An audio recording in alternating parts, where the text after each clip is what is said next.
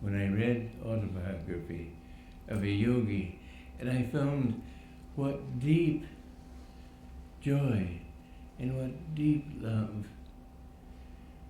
people can experience in finding God. It was overwhelming to me. I saw that he was a vegetarian.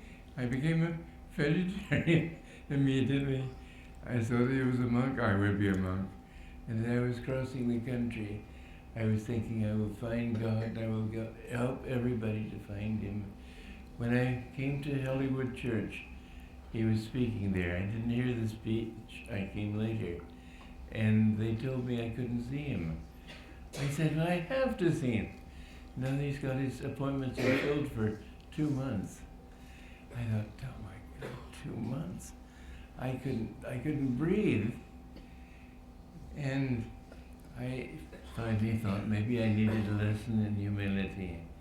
As I started to go out, I thought I'll live in the mountains nearby and come to church, and when I'm ready, when he's ready, I'll see him.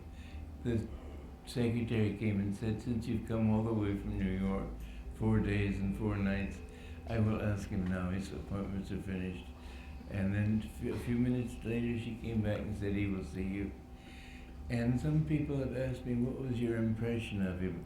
I had plenty of impressions, but that first moment, I was just so desirous of being accepted by him. I had no room for impressions. I just was thinking, if I can't speak, I know you know my heart, but I can't speak my heart. You know it. You know if I'm ready. And he talked to me for about half an hour, and then he said, I give you my unconditional love. Will you give me yours? I said, yes. He said, will you give me your unconditional obedience? And I thought, well, I've never given that to anybody but me. I said, what if I think you're wrong sometime? I had to be honest. He said, I will never ask anything of you that God himself does not ask me. I said, in that case, I give you my unconditional love and obedience. So he had me kneel in front of him and take the vows of discipleship. And my life just changed absolutely. I remember I was in such confusion. Every 15 minutes I would have to sit down and calm my mind. All these teachings were completely new to me. I didn't know anything about these truths. And yet here I was committed to a life that I couldn't see any point in living without that. I found him to be a man of extraordinary depth and compassion. Looking into his eyes, one thing I noticed always was that there was no ego there.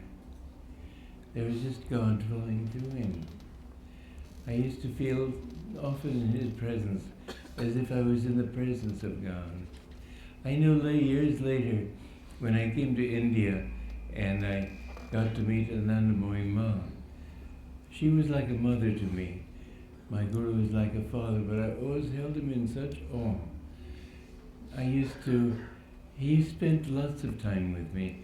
After I'd been with him very few weeks, he had me come out to the desert and was teaching, and he spent more time with me maybe than most others. He said, you have a great work to do. And he put me in charge of the monks.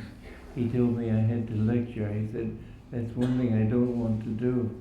He said, you better learn to like it. That's what you've got to do. And